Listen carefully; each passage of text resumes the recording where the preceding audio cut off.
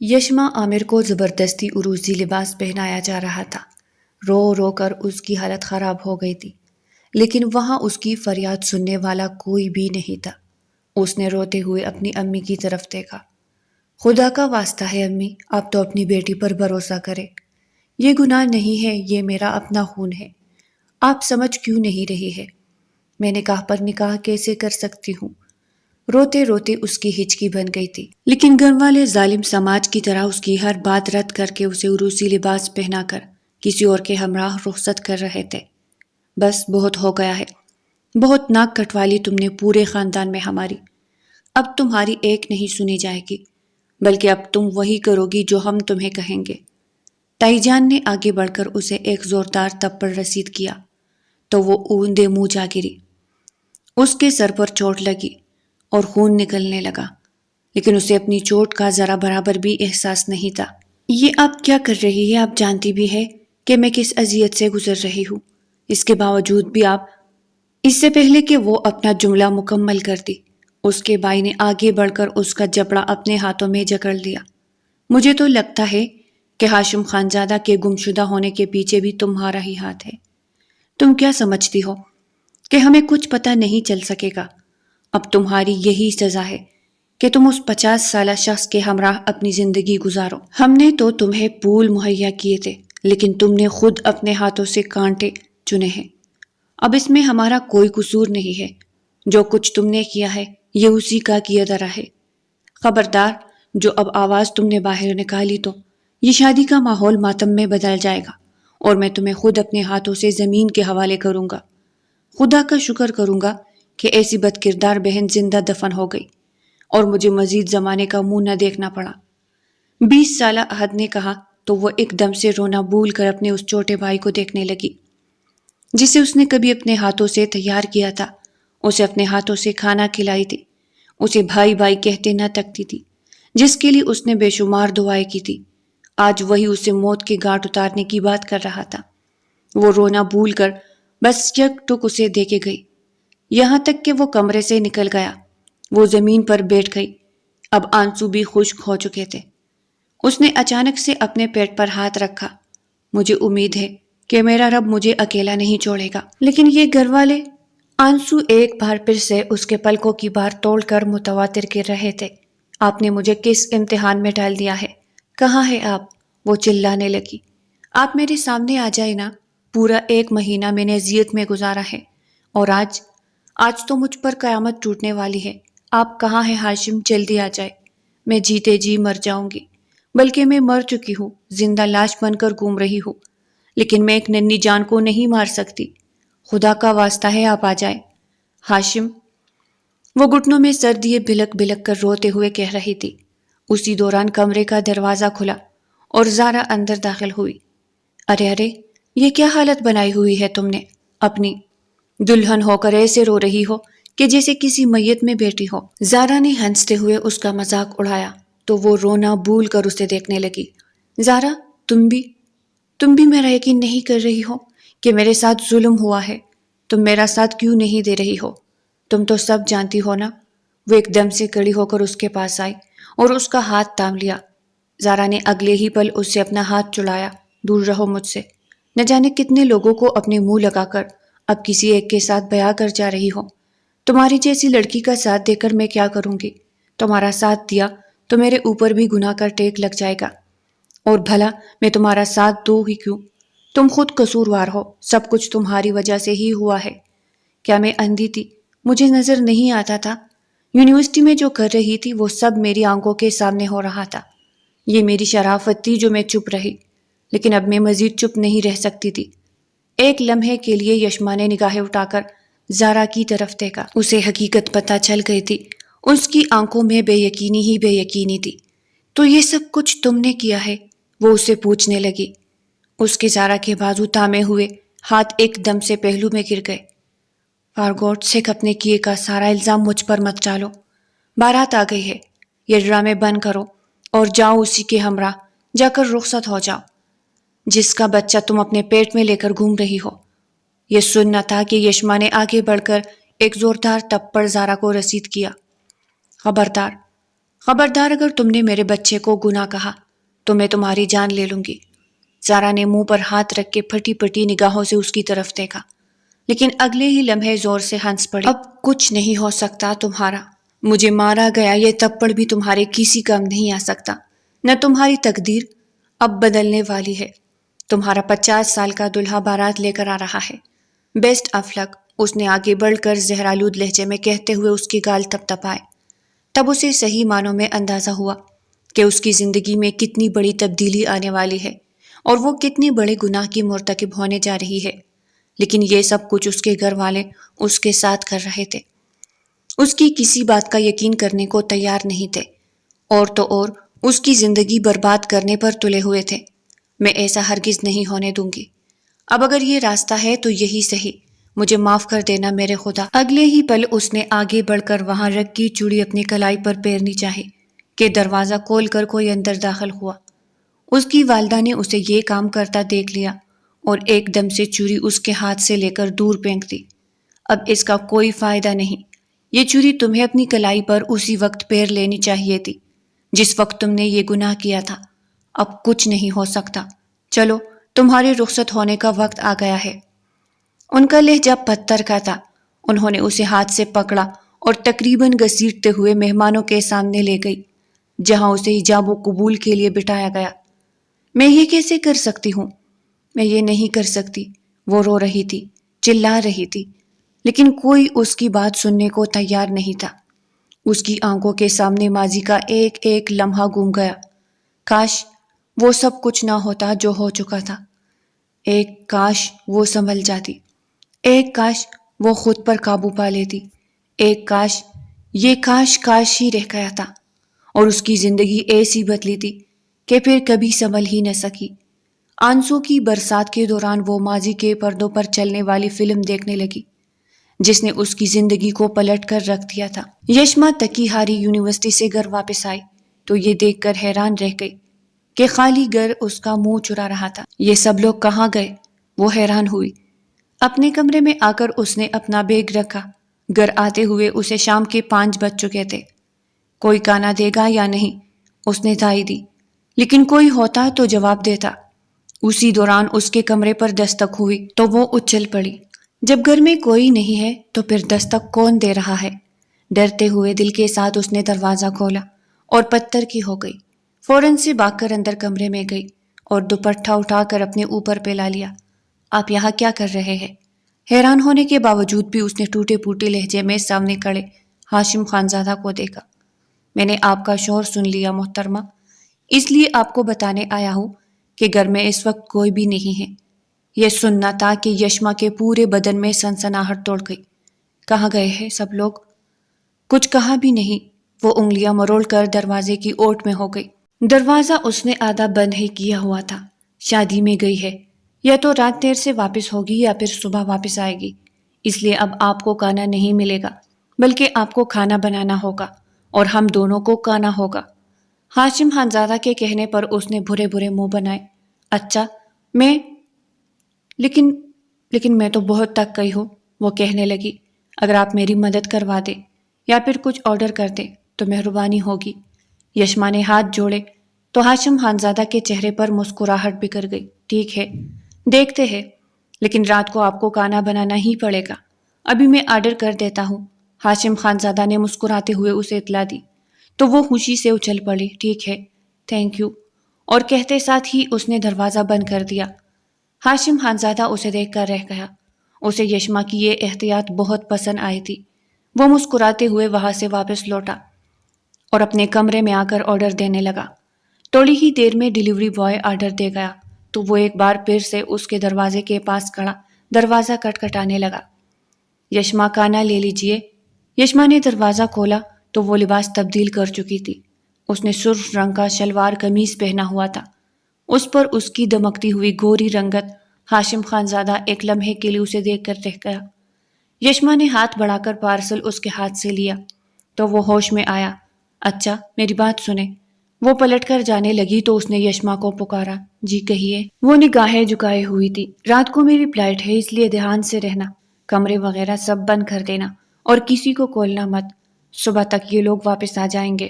میں رات کو یہاں نہیں ہوں گا، اس لیے شاید تمہیں ڈر لگے۔ یشما نے نظریں اٹھا کر ایک لمحے کے لیے ہاشم خانزادہ کو دیکھا۔ وہ اس کا کتنا خیال رکھ رہا تھا۔ اس کے دل نے ایک بھٹ مس کی۔ جی ٹھیک ہے کہتے ساتھ ہی وہاں اندر چلی گئی۔ ویسے آپ چاہتی تو ہم دونوں ساتھ کھانا بھی کھا سکتے ہیں۔ ہاشم کی آواز پر یشما کشمکش کا شکار ہوئی۔ اس کے دل نے ایک دم سے زور سے دھڑک کر اس کے پورے وجود کو ہلا دیا۔ ٹھیک ہے، باہر لان میں آپ انتظار کیجئے، میں آ رہی ہوں۔ ہاشم خانزادہ یہ سنتے ہی مڑ کر لان میں رکھی کرسیوں پر بیٹھ کر اس کا انتظار کرنے لگا۔ تھوڑی ہی دیر بعد وہ اسے سلیقے سے دوپٹہ سر پر جمائے باہر نکلتی ہوئی دکھائی دی۔ ہاتھ میں پلیٹیں بھی تھی، وہ سامان لے کر آئی تھی۔ وہ مسکرا کر رہ گیا۔ یونیورسٹی کی طالبہ ضرور تھی، لیکن سلیقے میں بھی آگے ہی تھی۔ ہاشم کے دل کی گولی کھل اٹھی تھی۔ اس نے پلیٹ میں کھانا سرو کیا اور وہ دونوں چپ چاپ کھانے لگی۔ ہاشم نے بات کی شروعات کی، اسٹڈی کیسی جا رہی ہے؟ یشما نے اس کی طرف دیکھا۔ اچھی جا رہی ہے۔ کب تک ختم ہو جائے گی؟ اس نے نگاہیں اٹھا کر ایک بار پھر سے اس کی طرف دیکھا۔ 2 سال باقی ہے۔ وہ چھوٹے چھوٹے نوالے لے کر کھا رہی تھی۔ ہاشم کا بس نہیں چل رہا تھا کہ وہ اسے اپنی نگاہوں کے سامنے ہی بٹھائے رکھے، لیکن وہ اسے کنفیوز بھی نہیں کرنا چاہتا تھا، اس لیے گاہے بگاہے اس پر ایک نظر ڈال لیا کرتا۔ آگے کا کیا پلان ہے؟ اس نے پوچھا۔ کچھ نہیں، بس امی ابو جو کہیں گے وہی ہوگا۔ اور وہ لوگ کیا کہیں گے؟ ہاشم نے مسکرا کر سینے پر بازو لپیٹ کر اس کی طرف دیکھا۔ یشما سے نوالا نہ کھایا گیا۔ جی وہ، آپ مجھے تنگ کر رہے ہیں نا؟ اچانک سے یشما نے کہا تو ہاشم کلکلا کر ہنس پڑا۔ دیکھ رہا ہوں کہ تم میری بات کا اشارہ سمجھتی ہو یا نہیں۔ ہاشم نے آگے کی طرف ہو کر اس کے ہاتھ پر اپنا ہاتھ رکھا تو وہ پھٹی پھٹی نگاہوں سے اس کی طرف دیکھنے لگی۔ کیا ہو گیا؟ ایسے کیوں دیکھ رہی ہو؟ محرم ہوں تمہارا، تمہارے ہاتھ کو تام نہیں سکتا کیا؟ یشما نے غیر آرام دہ محسوس کیا تو اس نے کہتے ساتھ ہی فوراً سے اپنا ہاتھ ہٹا دیا۔ It's okay, I am sorry. وہ فوراً سے کھڑی ہو گئی۔ میں اندر جا رہی ہوں۔ اس سے پہلے کہ وہ اندر کی طرف جاتی، ہاشم نے ایک بار پھر سے اس کی کلائی تھامی۔ اس طرح روٹ کر کیوں جا رہی ہو؟ کیا میں نے کوئی غلط کام کیا ہے؟ یشما کا دل زور زور سے دھڑکنے لگا۔ پہلی بار کسی مرد کا لمس کو محسوس کر رہی تھی، اور مرد بھی وہ جو اس کا شوہر تھا۔ جی، وہ مجھے اندر کام ہے، میں اندر جا رہی ہوں۔ اس نے فوراً سے اپنا ہاتھ چھڑا کر اندر کی طرف قدم بڑھا دیے۔ ہاشم کو اس کا یہ شرمانا اور شرم کے مارے وہاں سے جانا بے حد پسند آیا تھا۔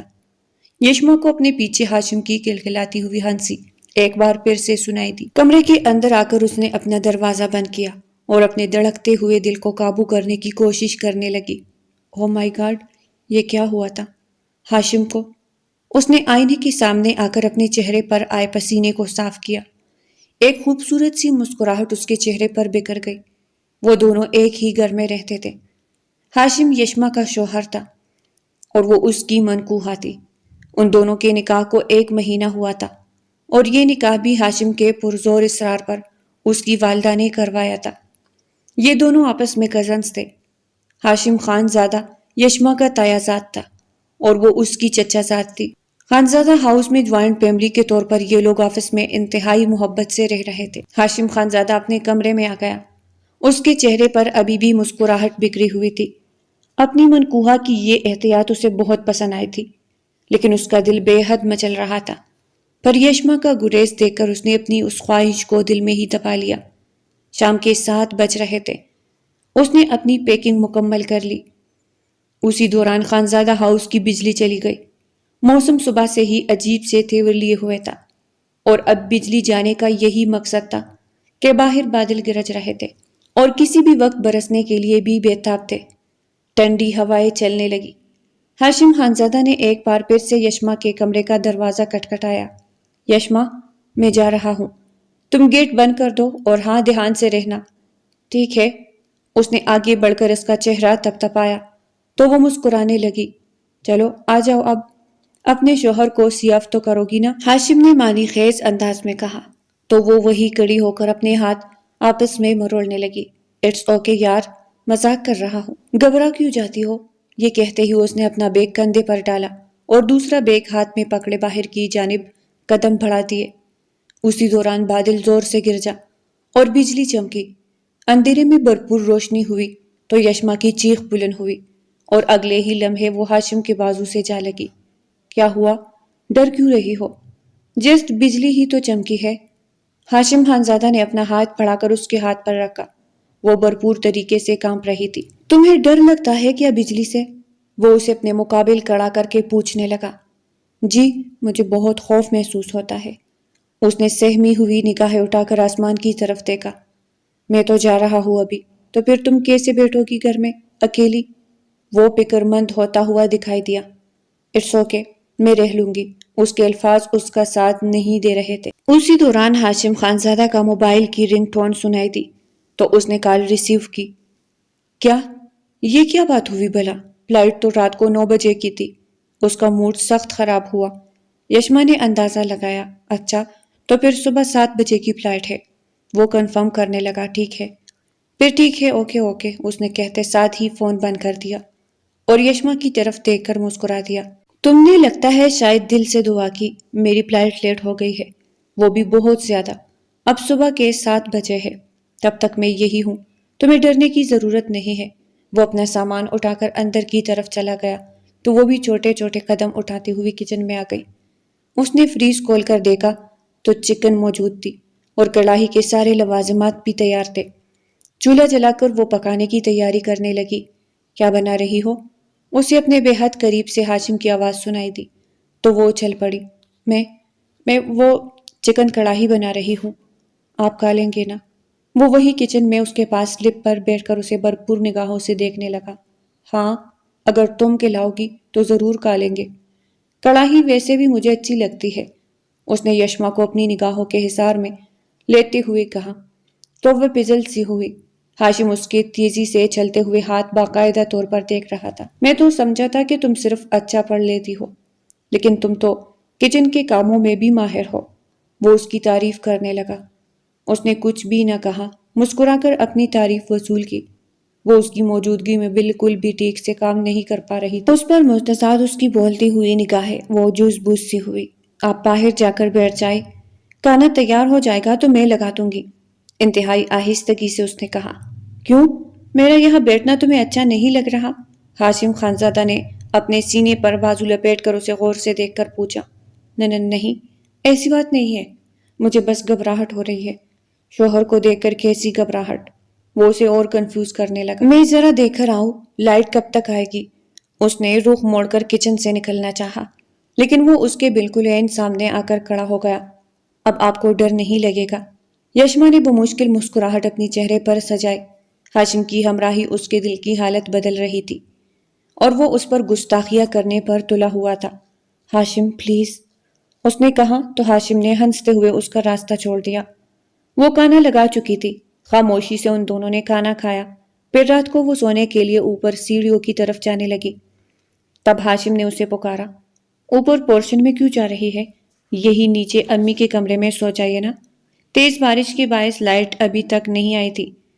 مجھے بارش میں بھیگنا ہے، چھت پر جا رہی ہوں، کہتے ساتھ ہی وہ چھت پر آ گئی۔ اسے بجلی سے خوف محسوس ہوتا تھا جب وہ چمکتی تھی، لیکن بارش سے اسے عشق تھا۔ اس نے سوچا تھا کہ ہاشم اس کے پیچھے چھت پر نہیں آئے گا۔ وہ اس کی عادت جانتی تھی، اسے بارش بالکل بھی پسند نہیں تھی اور بارش میں بھیگنا تو اسے بہت برا لگتا تھا، اس لیے وہ کھل کر بارش میں بھیگنے لگی۔ وہ دونوں ہاتھ فضا میں پھیلا کر گول گول گھوم کر اندھیری رات میں چھت پر بارش میں بھیگنے لگی۔ اس کے کپڑے بھی اس کے جسم سے چپک گئے تھے، لیکن وہ بے پرواہ ہو کر انجوائے کر رہی تھی کہ جب اسے چھت پر کسی کی آہٹ کا احساس ہوا، اس نے مڑ کر دیکھا تو اپنی جگہ جم سی گئی۔ ہاشم اپنی بھرپور نگاہیں اس کے سراپے پر جمائے ہوئے تھا۔ اسے شرم سی محسوس ہوئی تو اس نے اپنا دوپٹہ پھیلا کر خود کو چھپانا چاہا۔ اتنا بھیگو گی تو بیمار ہو جاؤ گی، نیچے آ جاؤ، کپڑے بدل لو، ٹھنڈک لگ جائے گی۔ ہاشم کی نگاہیں ابھی تک اس کے سراپے پر ٹکی ہوئی تھی۔ جی، اس نے نگاہیں جھکا کر تیزی سے اپنے قدم آگے بڑھائے، لیکن وہ یہ بھول گئی کہ چھت گیلی ہے۔ اسی دوران اس کا توازن بگڑا، لیکن اگلے ہی لمحے ہاشم نے آگے بڑھ کر اسے اپنی باہوں میں تھام لیا۔ وہ آنکھیں میچ کر شرٹ اپنی مٹھیوں میں بھینچے اسے پکڑ چکی تھی۔ اٹس اوکے، تم بچ گئی ہو، میں ہوں نا، تمہیں کبھی گرنے نہیں دوں گا۔ ہاشم کی سانسوں کی تپش اسے اپنے چہرے پر محسوس ہو رہی تھی۔ وہ اس کے بےحد قریب ہو کر اسے اپنی باہوں میں تامے ہوئے تھا۔ اگلے ہی لمحے وہ اس سے الگ ہوئی۔ آئی ایم سوری، یہ کہتے ہی اس نے فوراً سے قدم نیچے بڑھائے اور اپنے کمرے میں جانے کے بجائے نیچے تائی جان کے کمرے میں آ گئی۔ اسے اس اندھیری رات میں اکیلے کمرے میں سونے سے ویسے بھی ڈر لگ رہا تھا، اور یہ ہاشم کا حکم تھا کہ وہ پہلی منزل پر رہے تاکہ اسے احساس ہو کہ وہ محفوظ ہے۔ تائی جان کے کمرے میں آ کر اس نے اپنے کپڑے بدلے اور جیسے ہی پلنگ پر سونے کے لیے لیٹی تو ایک زوردار چیخ بلند ہوئی۔ اسے پلنگ پر کسی کی نرم کھال کا احساس ہوا۔ وہ گھبرا کر باہر آئی۔ ہاشم بھی اس کی چیخ سن چکا تھا۔ کیا ہو گیا؟ سب خیریت ہے؟ کمرے کے دروازے کے باہر گہرے گہرے سانس لیتے ہوئے اس نے اندر کی طرف اشارہ کیا۔ اندر کچھ ہے؟ اس کی سانسیں اتل پتل ہو رہی تھی۔ سانسوں کا یہ زیرو بم دیکھ کر ہاشم ایک لمحے کے لیے اس کی شخصیت میں کھو کر رہ گیا۔ جوان بیوی کے پاس ہوتے ہوئے خود پر قابو رکھنا کتنا مشکل ہوتا ہے، یہ بات آج ہاشم کو خاص طور پر محسوس ہو رہی تھی۔ کون ہے؟ ہٹو، میں دیکھتا ہوں۔ اس نے آگے بڑھ کر کمرے میں دیکھا تو اگلے ہی لمحے اس کی ہنسی نکل گئی۔ وہاں بلی بیٹھی ہوئی تھی اور وہ تقریباً اسی پر لیٹ گئی تھی، اس لیے اسے اس کا احساس ہوا تھا۔ اگر تمہیں ڈر لگ رہا ہے تو تم میرے کمرے میں آ جاؤ، اب بار بار تو اٹھ کر میں باہر نہیں آؤں گا۔ کتنا چیختی ہو تم، توبہ ہے۔ ہاشم نے اپنے دونوں کانوں کو ہاتھ لگائے تو یشما نے اپنی کمر پر ہاتھ رکھ کر اسے گورا۔ تو آپ کو کس نے کہا ہے آپ میرے پاس آئے؟ نہیں آنا مجھے آپ کے کمرے میں یہی ٹھیک ہوں۔ وہ منہ بسور کر وہی بیٹھ گئی۔ سوچ لو میں دوبارہ نہیں آؤں گا، تمہیں آنا ہے تو میرے کمرے میں آ جاؤ۔ یہ کہتے ہی وہ چلا گیا۔ یشما شش و پنج کا شکار ہو گئی۔ اسے واقعی میں بہت ڈر لگ رہا تھا۔ بجلی ابھی تک نہیں آئی تھی۔ چاروں ناچار اس نے اپنا تکیہ اٹھایا اور کمرے کا دروازہ کھٹکھٹایا۔ کھلا ہے، آ جاؤ۔ وہ جان گیا تھا کہ وہ راضی ہو گئی ہے۔ صوفے پر سونے لگی تو ہاشم نے نگاہیں پاڑ کر اس کی طرف دیکھا۔ کیا ہو گیا ہے؟ ادھر میرے برابر میں آ جاؤ۔ کہا نہیں جاؤں گا میں تمہیں، بیوی ہو تم میری اور میں تمہارا شوہر۔ برابر میں تو سو ہی سکتے ہیں نا۔ یشما کا سانس رک گیا۔ اس نے اپنا سانس روکے ہاشم کی طرف دیکھا۔ وہ بالکل عام سے لہجے میں کہہ رہا تھا، نہیں میں یہی ٹھیک ہوں۔ اوکے۔ ہاشم نے کندھے اچکائے۔ باہر پھر سے ایک بار تیز بارش شروع ہو چکی تھی اور بجلی کی گرج چمک کافی حد تک بڑھ گئی تھی۔ نہ چاہتے ہوئے بھی اسے ہاشم کے پاس اس کے بیڈ پر جانا پڑا۔ وہ کافی فاصلہ بنا کر بیڈ کے بالکل کنارے پر سو گئی۔ اسے ہاشم کی دبی دبی ہنسی سنائی دی۔ آپ ہنس کیوں رہے ہیں؟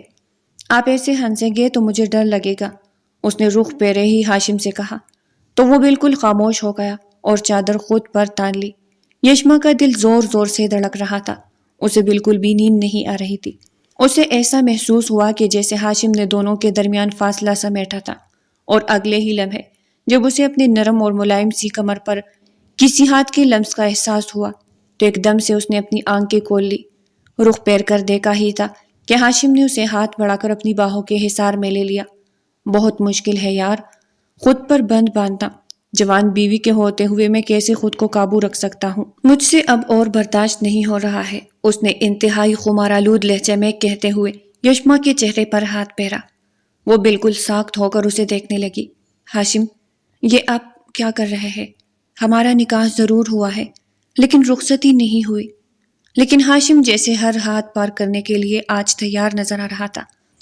وہ اس کی گردن میں جھک کر بوسہ دینے لگا۔ ہاشم پلیز دور ہو جائے، یہ ٹھیک نہیں ہے۔ اس کا دل زور زور سے دھڑکنے لگا۔ میں بس اتنا جانتا ہوں کہ اس وقت تم میری بیوی ہو اور میری دسترس میں ہو۔ میں یہ موقع گنوانا نہیں چاہتا۔ کوئی کچھ نہیں کہے گا۔ وہ اس کی ذات میں گم ہونے لگا۔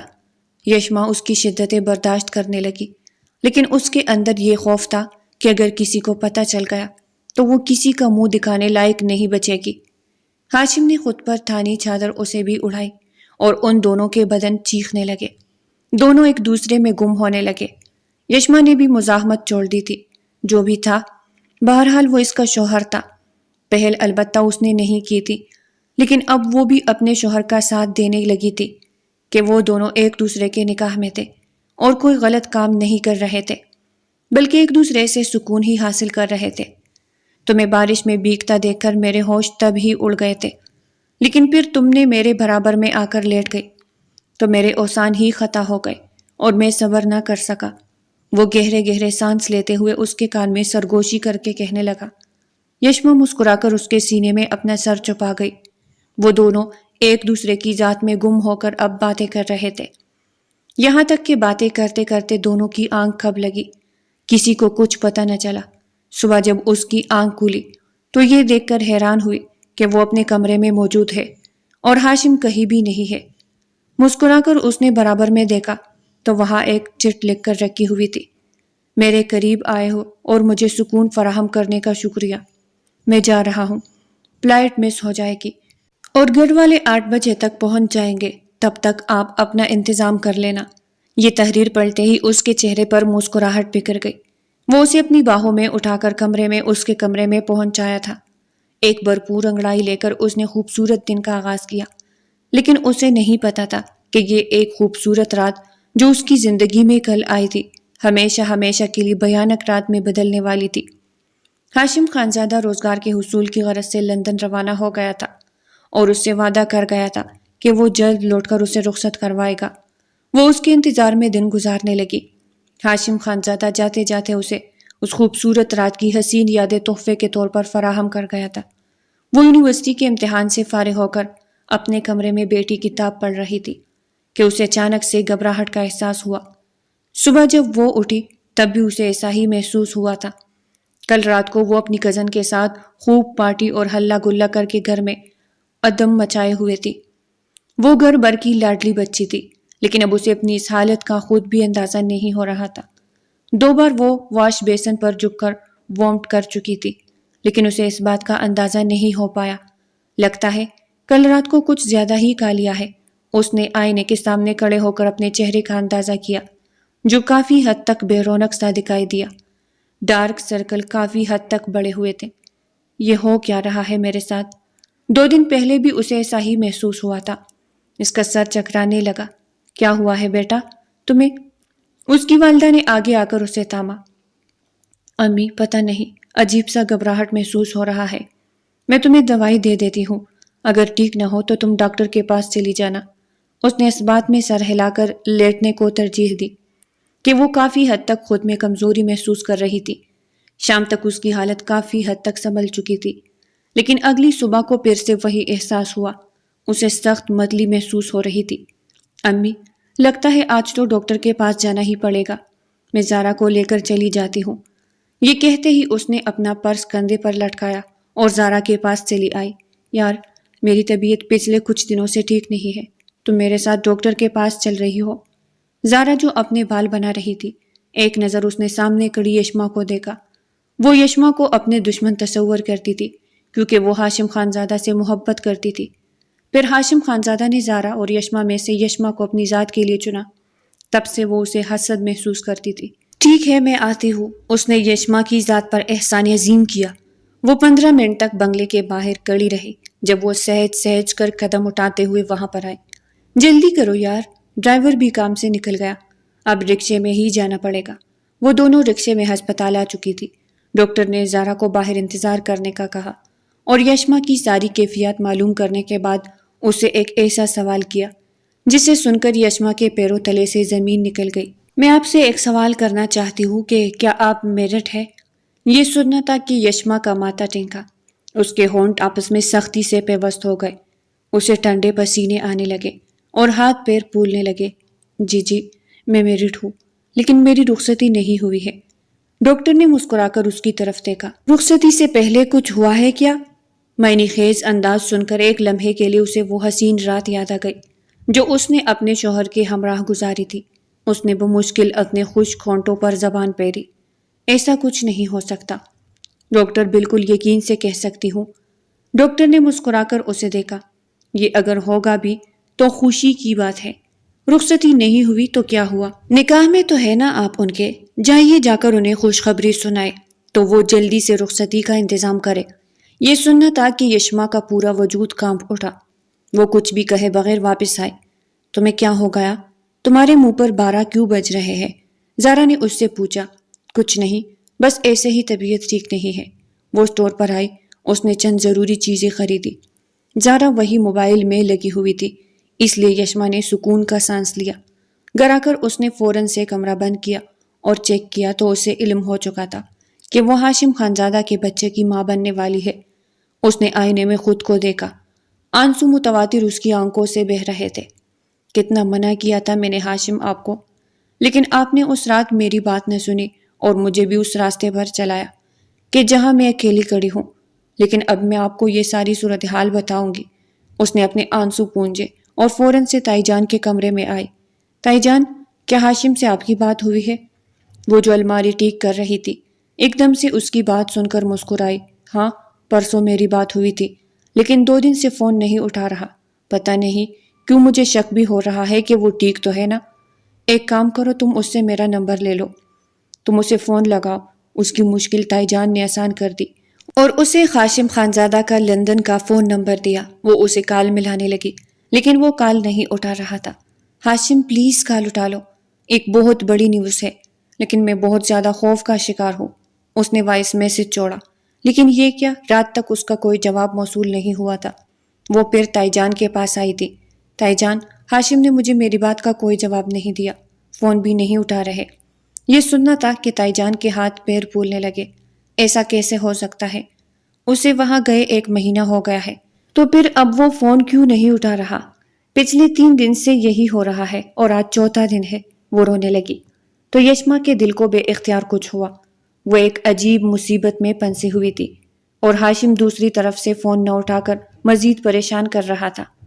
آپ ٹینشن مت لے، بڑے ابا سے کہے نا، وہ سب ٹھیک کر دیں گے، معلوم کر لیں گے کہ ہاشم اس وقت کہاں ہے۔ تائی جان نے فوراً سے اپنے شوہر اشفاق خانزادہ کو بتایا تھا اور یہ بات پورے گھر میں پھیل گئی۔ گھر کے تمام لوگ چچا چچی سمیت وہاں موجود تھے۔ ہاشم خانزادہ سے رابطہ نہ ہوئے پورے 4 دن گزر چکے تھے۔ ہم لوگ کوشش کر رہے ہیں، آپ سب دعاؤں میں لگ جائے نا۔ نہ جانے کہاں ہے، کیا کر رہا ہے، فون تک نہیں اٹھا رہا۔ اس کے دوست کو فون کر لیا، وہ بھی کہہ رہا ہے کہ پچھلے 3 دن سے اس نے ہاشم خانزادہ کو نہیں دیکھا ہے۔ یہ سننا تھا کہ یشما کی ہچکیاں بن گئی اور وہ منہ پر ہاتھ رکھ کر روتے ہوئے اپنے کمرے میں آ گئی۔ یہ کیا کر دیا ہے آپ نے؟ ہاشم، آپ کہاں ہیں؟ پلیز میرا فون اٹھا لیجئے۔ اس نے ایک بار پھر سے وائس میسج چھوڑا۔ میں آپ کو کیسے بتاؤں کہ میں آپ کے بچے کی ماں بننے والی ہوں؟ یہ خبر مجھ پر پہاڑ بن کر نازل ہوئی ہے۔ آپ پلیز جہاں بھی ہے مجھ سے رابطہ کریں، مجھے بتائے مجھے آگے کیا کرنا چاہیے۔ وہ روتے ہوئے وائس میسج پر اسے کہہ رہی تھی۔ کمرے کا دروازہ آدھا کھلا ہوا تھا اور اس دروازے کے پار کھڑے ایک نپوس نے یہ بات بغور سنی تھی۔ اچھا، تو یہ کھیل رچایا جا رہا ہے۔ زارا کے چہرے پر مسکراہٹ بکھر گئی۔ یہ اچھا موقع ہے یشما تم سے اپنی ذات کا بدلہ لینے کا، اسی لیے تم ڈاکٹر کے پاس بھی بدحواسی ہو کر واپس سیکھ دی تو تم ہاشم کے بچے کی ماں بننے والی ہو۔ لیکن یاد رکھو زارا، تمہیں کبھی ہاشم سے نہیں ملنے دے گی اور تم سے یہ بچہ بھی چھین لے گی۔ وہ دوڑ کر وہاں موجود تمام لوگوں کے پاس آئی۔ میں جانتی ہوں کہ ہاشم خانزادہ کہاں ہے، یہ بات صرف اور صرف یشما کو معلوم ہے۔ اس نے ہاشم کے ساتھ دھوکہ کیا ہے اور کسی اور کے بچے کی ماں بننے والی ہے۔ سیڑھیوں سے اترتے ہوئے یشما نے زارا کا یہ زہرآلود الزام سنا تھا اور وہی پتھر کی ہو گئی تھی۔ کیا بکواس کر رہی ہو تم؟ تائی جان نے آگے بڑھ کر کہا تو زارا نے یشما کی طرف اشارہ کیا۔ جائیے، جا کر اس سے خود ہی پوچھ لیجئے کہ یہ ڈاکٹر کے چکر کیوں لگا رہی ہے۔ یونیورسٹی میں اس آفیسر کے ساتھ اس کے افیئرز کے تعلقات سن کر میں نے سوچا تھا کہ میں گھر میں کسی کو نہیں بتاؤں گی، لیکن اب بات حد سے گزر چکی ہے۔ زارا نے اپنے پروفیسر پر الزام لگاتے ہوئے یشما کو اس سے جوڑا تھا، جبکہ یشما اچھی طرح جانتی تھی کہ پروفیسر کا بڑھتا ہوا التفات اس نے نظر انداز کر کے انہیں صاف جواب دے دیا تھا۔ خدا کا خوف کرو، کیسی باتیں کر رہی ہو؟ یشما نے روتے ہوئے اس سے کہا۔ میں کیوں خدا کا خوف کروں؟ خوف تو تمہیں کرنا چاہیے۔ تم پروفیسر کے بچے کی ماں بننے والی ہو اور اب ہاشم خانزادہ کو غائب کروا کر تم کیا ثابت کرنا چاہتی ہو؟ ہاں بتاؤ۔ بلکہ یہ دیکھے میرے ہاتھ میں تو اس کی امید سے ہونے کی رپورٹ بھی ہے۔ یہ امید سے ہے ہاشم خانزادہ پچھلے 5 دنوں سے ہم سے رابطہ کیوں نہیں کر سکا، کیونکہ اسی نے کوئی گڑبڑ کی ہے۔ میں تو پہلے ہی آپ سے کہتی تھی کہ اس سے ہاشم کا رشتہ مت طے کرے، اور اب نتیجہ آپ سب نے خود دیکھ لیا ہے۔ زہرا، یشما چلائی۔ چلانے سے حقیقت نہیں بدل جائے گی۔ اس نے رپورٹ نکال کر سب کے سامنے لہرائی۔ یشما وہی زمین پر بیٹھ کر رونے لگی۔ یہ سچ نہیں ہے امی، یہ جھوٹ بول رہی ہے، یہ بچہ ہاشم کا ہے۔ اس نے روتے ہوئے سب کو سچائی بتائی۔ تائی جان نے آگے بڑھ کر اسے ایک تھپڑ رسید کیا۔ خبردار، میرا بچہ تو اس دن گھر میں موجود ہی نہیں تھا۔ 3 بجے کے اس کی فلائٹ تھی اور وہ چلا گیا تھا۔ جب ہم شادی میں گئے تھے اس نے مجھے خود فون پر بتایا تھا۔ یشما نے نگاہیں اٹھا کر تائی جان کی طرف دیکھا۔ یہ سچ نہیں ہے، ان کی فلائٹ لیٹ ہو گئی تھی اور وہ حد سے گزر گئے تھے۔ تمام لوگوں کے سامنے اس نے روتے ہوئے اعتراف کیا۔ تمہیں ذرا برابر بھی شرم نہیں آئی میرے پاک باز بیٹے پر الزام لگاتے ہوئے؟ نہ جانے کس کی گندی اولاد کو میرے بیٹے کی اولاد کہہ رہی ہو۔ زارا ٹھیک کہتی تھی کہ تائی جان آپ نے بہو کے معاملے میں غلطی کی ہے، لیکن تب میں اسے جھٹلا دیتی تھی۔ آج مجھے اس کی بات پر یقین آ گیا ہے۔ تم بد کردار ہو اور جس کا بچہ اب لے کر اپنے پیٹ میں گھوم رہی ہو اسی کے ساتھ رخصت ہو جاؤ۔ ہم آج ابھی اور اسی وقت طلاق کے قانونی پیپرز تیار کروا رہے ہیں۔ سمرا، تائی جان نے یشما کی والدہ سے کہا تو وہ ایک دم سے جیسے ہوش میں آئی۔ انہوں نے آگے بڑھ کر یشما پر تپڑوں کی بارش کر دی۔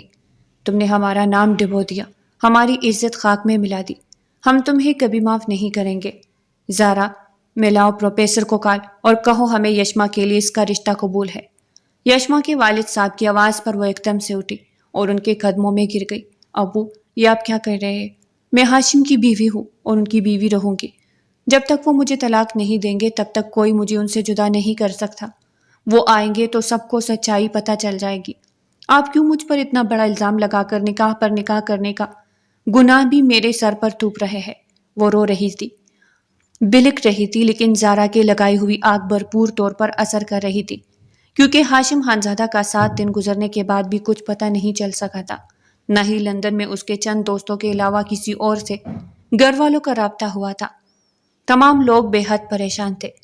میری بات مانے، اسے کل ہی پروفیسر کے ہمراہ رخصت کر دے، وہ اسی لائق ہے۔ طلاق کے پیپرز تیار ہو کر آ چکے تھے۔ زارا اپنی کامیابی پر بے حد خوش تھی۔ خدا کا واسطہ ہے مجھ پر یہ ظلم مت کرے۔ تائی جان نے اسے اپنے کمرے میں بلا کر زبردستی پیپرز پر سائن کروایا تھا۔ جو بھی ہو جائے، میں ابھی تک ان کی منکوحہ ہوں، ان کی بیوی رہوں گی۔ ان کی خواہش کے برعکس آپ سب لوگوں نے میرے ساتھ یہ سب کچھ کیا ہے، میں آپ لوگوں کو کبھی معاف نہیں کروں گی۔ وہ رو رہی تھی، بلک رہی تھی، لیکن اس کی فریاد سننے والا وہاں کوئی نہیں تھا۔ میرے بچے کو موت کو منہ تک پہنچا دیا ہے، اس کا کہیں پتہ نہیں چل رہا اور ابھی تک تمہاری عقل نہیں جا رہی۔ تائی جان نے اس پر ظلم و ستم کے تمام پہاڑ توڑ دیے تھے اور اس کی اپنی والدہ نے تو اس سے لا تعلقی کا اعلان ہی کر دیا تھا۔ تمام گھر والے اس سے قطع تعلقی کی کر کے اسے یونیورسٹی کے اس لالچی اور ہوس پرست پروفیسر کے ساتھ رخصت کر رہے تھے، جو زارا کو کئی بار یشما کے بارے میں اپنے خیالات سے آگاہ کر چکا تھا۔ وہ زبردستی دلہن بنائی گئی اور وہاں پروفیسر کے برابر میں لا کر بٹھا دی گئی۔ بالآخر میری خواہش تکمیل تک پہنچ گئی، اس کے لیے میں زارا کا بے حد مشکور ہوں۔ پروفیسر نے اسے دلہن بنا دیکھ کر کان میں سرگوشی کی تو یشما کا دل چاہا کہ زمین پھٹے اور وہ اس میں سما جائے۔ اس نے تو اپنی جان لینے کی بھی کوشش کی، لیکن اس کی والدہ نے وقت پر پہنچ کر اسے بچا لیا اور اسے زندگی بھر کی ایک سزا سنا دی۔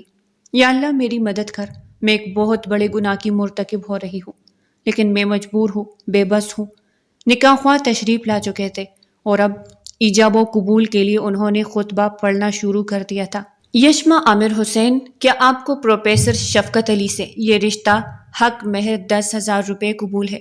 یشما نے اپنے دل پر ایک باری چٹان سی اترتے ہوئے محسوس کی۔ اس کے لب آپس میں پیوست ہو گئے۔ اس نے اپنی آنکھیں بند کر لی۔ ہاشم پلیز آ جائے، ہاشم آ جائے نا۔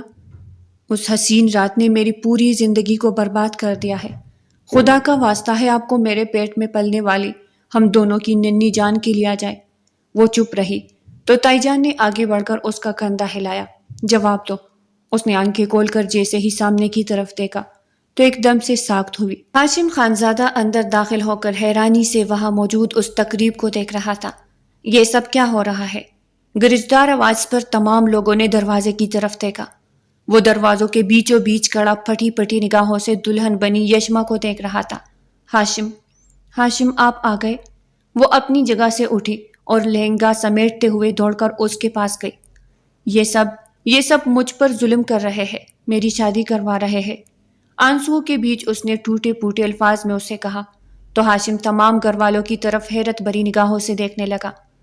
ہاشم، اس کی بات کا یقین نہ کرنا، کسی کے گندے خون کو تمہارا خون کہہ رہی ہے، اس لیے ہم نے سزا کے طور پر اس کی شادی اسی شخص سے کروا دی۔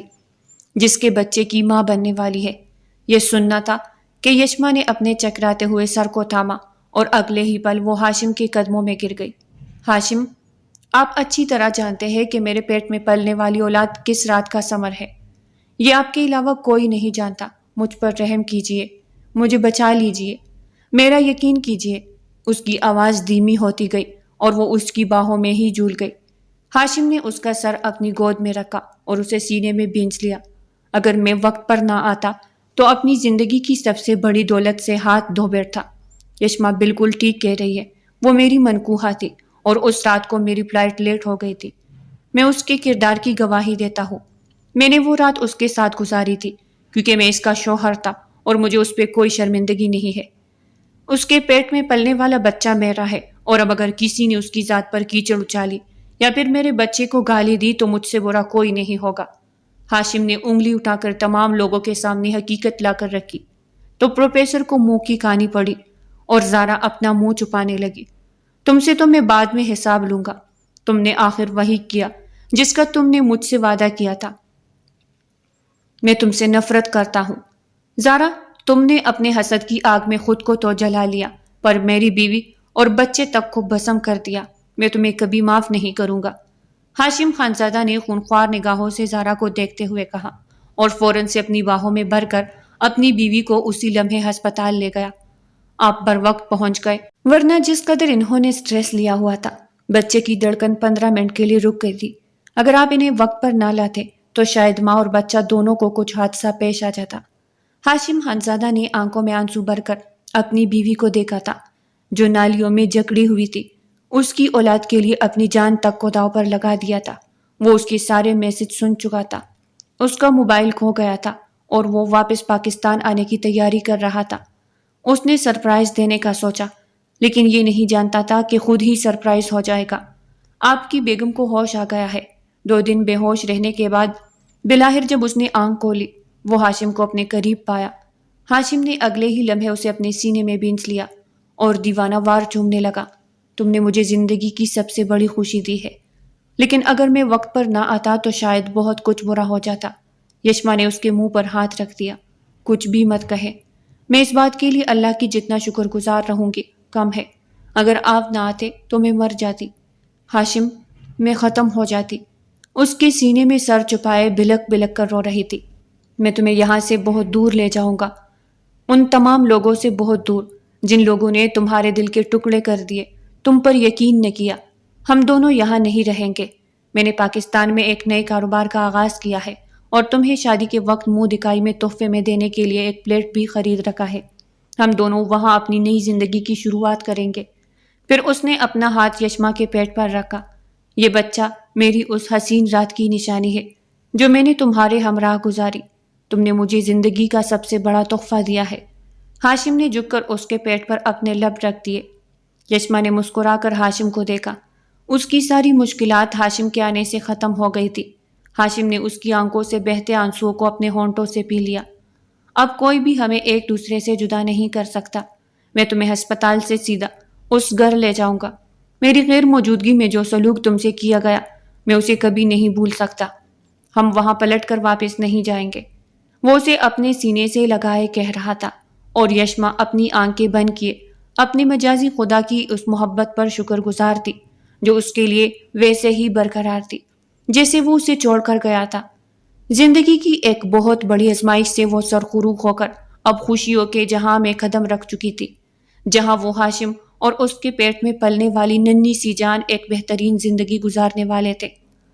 تو پیارے ریڈرز، آج کی ناول یہاں تک تھی۔ آج کی ناول اگر آپ کو پسند آئی ہو تو لائک کریں، چینل کو سبسکرائب کریں۔ پھر ملتے ہیں ایک نئی ناول کے ساتھ، تب تک کے لیے ہمیں اجازت دیجیے گا۔ اللہ نگہبان۔